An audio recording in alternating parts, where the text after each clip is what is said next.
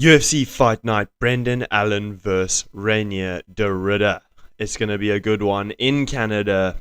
We've got a pretty stacked card, in my opinion. Should have some really fun fights, but let's get into it. The first fight, Melissa Croden against Tayanara Lisboa. Interesting fight, both ladies 34 years of age. The height advantage does go to Melissa Croden, as well as the reach advantage at about an 8-inch advantage. I am going to pick Lisboa in this one to get it done, to get the upset against the home country woman, Melissa Croden. I think Lisboa is just better all around, and I think she'll outwork Croden here for a decision win. On to the next one. This one I'm extremely excited about. Azamat Bekoev against Yusri Bulgari, if that's pronounced right. Anyways, Azamat Bekoev, this guy is an absolute beast, an absolute knockout master, and obviously he also has good wrestling. So I think he's got the advantage all round in this fight. Bulgari, however you pronounce it, also a beast. He's also huge, 196 meters, reach 2 meters long. Quite a big advantage there. However, I think he is one-dimensional. He's a stand-up guy. He'll be looking for the big power shot, the big the big knockout blow against Azamat Bekoev, but I don't think he's going to find it. I think Bekoev's going to mix in his wrestling, and he might even find the knockout blow himself. I really like Bekoev. I think he's really good, and give me him to get this one done by finish. Then in the women's strawweight division, Stephanie Luciano against Ravena Oliveira. Oliveira, don't rate her. Do not think she's very good. I think that 7-2-1 record could be a little bit misleading to her actual skill. May suggest she's better than she really is. In this fight, both women, exact same reach. Luciano has a bit of a height advantage, but that doesn't really give you much if the reach is the same. Also, Luciano, 3 years younger in the age. I think she'll have more here. I think she's the more skilled fighter, and yeah, she'll get this one done over the 3 rounds by decision. Kyle Prepelec against Drew Dober. Interesting one. Kyle Prepelec obviously coming off a submission loss against Benoit Saint-Denis, which isn't the worst loss, as we just saw Rafi get submitted by him as well. And then obviously Drew Dober, long-time veteran of the game, 36 years of age, kind of kill or be killed sort of fighter. He's on quite a rough skid at the moment, if I'm not mistaken. And we all know Drew Dober only beats a certain demographic, which Prepelec does not fit. However, I don't think Prepelec is that good, and I think Dober will be able to chin him here. So give me Drew Dober by knockout. Danny Barlow against Jordan Santos. Again, an interesting fight. Danny Barlow just got knocked out by Sam Patterson, which I thought was crazy, but seems Sam Patterson keeps knocking oaks out. And then you've got Jordan Santos, who is interesting. I thought this guy was pretty good, but a decision loss to Ozzy Diaz. People chewed him for it. I don't think it's necessarily the worst loss ever, but people seem to think, how could you lose to Ozzy Diaz type of thing? So I guess I've got to run with that and say I don't think Jordan Santos is that good. Barlow's got quite a big reach advantage, about 9 inches. And yeah, I think getting knocked out by Sam Patterson is pretty brutal. I think Jordan Santos might have more power than Patterson, but I don't think Santos will be able to find the knockout blow. So give me Barlow in this one. I think he'll get it done through the 3 rounds. This is a tough fight to call in terms of how it's going to go. I can very easily see it going the distance, though, being an average fight, pretty uneventful, but we'll see what happens. But give me Danny Barlow by decision. Bruno Silva against Hyung Sung Park. Hyung Sung Park obviously stepping up on short notice to fight Tatsuro Taira after that fraud Amir Albazi pulled out. He now fights Bruno Silva. I don't know what this guy's still doing in the UFC, to be honest. 35 years of age. He's coming off 2 brutal chinnings, and I don't see him winning this one at all. Hyung Sung Park, he does actually have a bit of grappling. He may have been submitted by Tatsuro Taira, but Taira is a very, very well-credited submission artist. So you can let it slide on that one, and it was on short notice. But here with the full training camp, I think Park has the advantage on the feet. I think he has the advantage on the ground. And honestly, I could see him getting the finish here. Bruno Silva is super chinny now after getting brutally cracked twice in a row. I think that does something to you, man. So Hyung-Sung Park should be able to get this one done. Could I see a finish? Potentially. Yeah, I don't know. I think Bruno Silva's too old now, too chinny. I don't think he'll make it 3 rounds here. Give me the youngster Hyung-Sung Park to...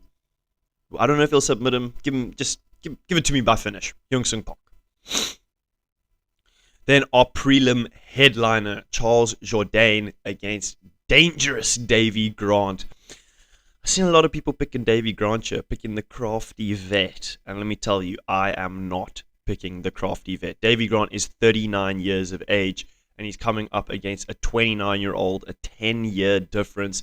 Charles Jourdain, you could kind of say he's hitting his prime in terms of fighting prime. He's good. Charles Jourdain is good, but I don't think he's exceptional. I don't think he's quite hit that step up that maybe people thought he was gonna when he first burst onto the scene. But I do think he's good, and I do think he's better than dangerous Davy Grant. I think Davy Grant's a big slugger. He's gonna, try put some pressure, try pick his shots, but ultimately 39 years of age coming up against a 29-year-old like Charles Jourdain, who is quick. He can mix it up with his kicks and his hands and everything. I just don't see a path to victory for Davy Grant, unfortunately. Maybe I'll be humbled. Maybe the crafty vet, dangerous Davy Grant will prove me wrong, but I'm not picking him. I'm picking Charles Jourdain to get this one done, probably by decision. Davy Grant's a tough cookie. Moving into our main card to open up, Kyle Nelson against the steamroller, Matt Frivola. I don't know why this one's on the main card, to be honest. I feel like there's a couple on the prelims that could probably take this one spot on the main card. Frivola coming off 2 brutal chinnings as well. Benoit Saint-Denis and then Faraziem.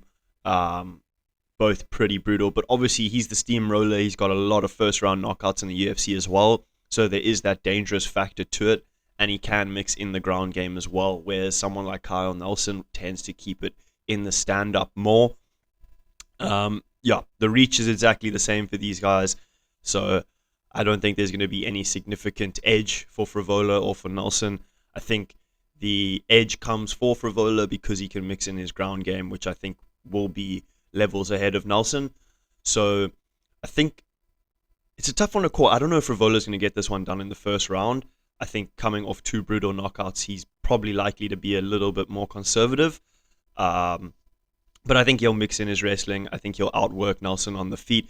And I can see Frivola finding the finish here, finding the knockout blow. Give me the steamroller to knock out Kyle Nelson. Moving on, Cody Gibson against Auri Kileng. Hope I didn't butcher that. Probably did butcher it. Anyways, Cody Gibson against Auri Kileng.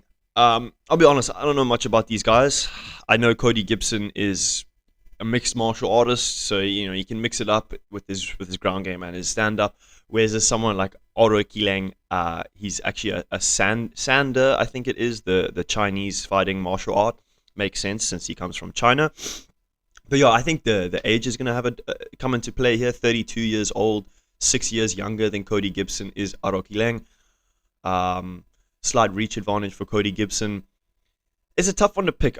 Auri Kileng is the underdog, and I think there is quite a decent amount of value for him as an underdog compared to Cody Gibson as the favorite. Certainly not a fight where I would bet on Cody Gibson to win at such small odds.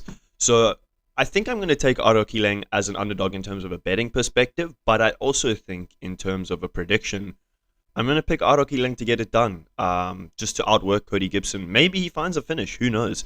Cody Gibson, dangerous submission guy. Auri Kileng has been submitted quite a few times, so that's an interesting sort of part that comes to play in it. But Cody Gibson, he's got 6 submission wins, and he's lost 5 times via submission, so he still can get submitted. He still can get knocked out. So give me Oroki Leng, the younger fighter. Give me him to get it done here. I don't know if he'll find the finish, but yeah, maybe unanimous or 29-28 split decision sort of vibe for Oroki Leng here. Then we move on. Manon Fiorot against Jasmine Jasudavicius. The Canadians getting it done here. Ladies and gentlemen, the Canadian girl Jasmine Jasudavicius is getting it done here against Manon Fiorot. I think Manon Fiorot is super talented, super high level, but she's moving out of her prime. She's had her title shots, she's had her high level, like her contender fights. Now she fights a sort of up and comer in a sense. I know Jasudavicius is actually older by 1 year, but she's climbing her way through the rankings and she is really good. She's really exciting. Her ground game, her submission game is really, really good. And I think that's where she has the edge in this fight. Someone like Manon Fiorot, though, has really good takedown defense, which she has shown time and time again. She can get taken down. Anyone can get taken down, but she does have good takedown defense. So it's going to be tough for Jasudavicius to get this fight to the ground because in the stand-up, the advantage goes to Fiorot 100%. Fiorot is really good kickboxer, body kicks, head kicks, punches. She's good. She's good in the stand-up. She's really, really good. So if she can keep this fight in the stand-up, it gives her the major advantage to maybe outwork Jasudavicius. But I think Jasmine Jasudavicius is going to be able to get this fight to the ground at some stage. And I think when that happens, she's going to be able to find the submission. She's too good. She's too good when it gets to the ground. She knows what she's doing. She finds that submission really, really well. Fiorot will have good defense against it, but I think ultimately it'll come. So Jasmine Jasudavicius by submission. Let me give it to you. That's what I'm thinking. I think late round 2, round 3, I think could be the move. But yeah, give me the Canadian Jasmine Jasudavicius to get this one done myself.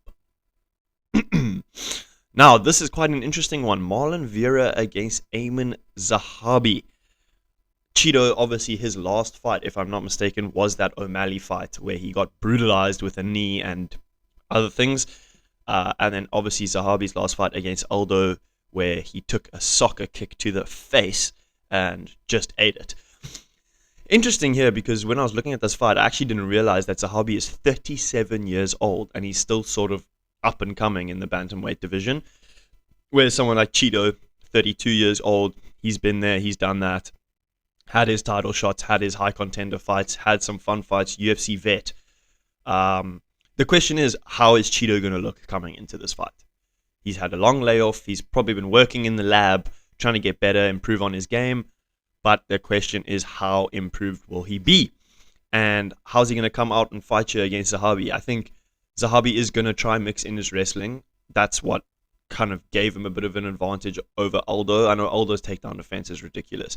So I think Zahabi is going to try mix in the wrestling here because I don't think he can stand and bang with Cheeto for 3 rounds straight. I think Cheeto will outwork him. It's a tough one to call. I like Zahabi. I think he's really good, and I think after that Aldo win, it put him on the map as a legit fighter in that bantamweight division and a dangerous fighter in the bantamweight division. But I don't know if he can get it done against Cheeto. I think Cheeto has far more experience, far more weapons. I think his takedown defense will hold up. If it goes to the ground, Cheeto has submissions. He does. Maybe he doesn't use them all the time, but he does. He knows his way around the ground game. So I don't think Zahabi's going to have anything here that's going to surprise Cheeto. And with a 5-year youth advantage for Cheeto Vera, give me him to get this one done. I think it's a very close fight. I'm actually not sure who the underdog is at this stage, but give me Cheeto to outwork Zahabi here for 3 rounds and win a 29-28, 30-27. Who knows how the judges will score it, but I'm going Cheeto to get this one done. Alrighty, Kevin Holland against Mike Malone. Now, gents. People are tuning Kevin Holland here, saying he's going to get chinned, he's buns, he lost to D-Rod, all that cuck. Let me tell you something. It's Kevin Holland. This oak is about as hit and miss as they come. You cannot take his loss to D-Rod and say he's going to lose to Mike Malone, because MMA math doesn't work, okay? And Kevin Holland math certainly doesn't work. Okay? Okay? Kevin Holland math does not work. This guy does whatever he wants when he wants. If he wants to win this fight, he will win this fight. If he wants to lose this fight, he will lose this fight. Mike Malloy, a year older than Kevin Holland, but doesn't really make a difference. Both these guys are sort of in their fighting primes in terms of age. Anywhere from that sort of 29 to like 33, 34 is your fighting prime in a sense. But Mike Malloy, he's got heavy hands. I'm pretty sure he's coming off a knockout in his last fight. I can't remember who he knocked out. It might have been like Charles Radke or something.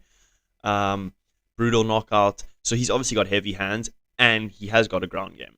He's well-rounded. But so is Kevin Holland. Kevin Holland is a dangerous submission guy. Before his loss to D-Rod, he submitted Vicente Luque, and he's got many other submissions before that. It's a tough one to call because what kind of Kevin Holland is going to come out there and fight against Mike Malloy? I think Mike Malloy is going to be hyped to have the Canadian crowd around him. He's fought in Canada many times. He loves it. He thrives in there with his hometown backing him. He's crisp with his boxing. He's hungry as well. And I think that makes a very big difference when you're coming up against someone like Kevin Holland, who kind of just fights for a paycheck and to put on a show. I think there will be moments here where Mike Malloy is going to crack Kevin Holland. He's going to, maybe drop him one or two times, crack him, wobble him, have him in some dangerous spots. I think that is something that it could happen. It's Kevin Holland. If he's getting cracked by D-Rod, I'm certainly sure he can get cracked by someone like Mike Malloy. However, I think Kevin Holland's going to get this one done just by pure shithousery, to be honest. I love Kevin Holland. Oaks who don't like Kevin Holland are bums, because how can you not respect this guy? Like, he doesn't want to fight for title and stuff. He just wants to fight to put on bangers and get a paycheck. Like, every time Kevin Holland fights, it's going to be a good one to tune into. So Oaks who tune this guy are wasted potential or blah, blah, blah, blah, doesn't take it seriously. Honestly, get out of here. He fights to put on a show for the buggers, and yeah, big fan of of Kevin Holland.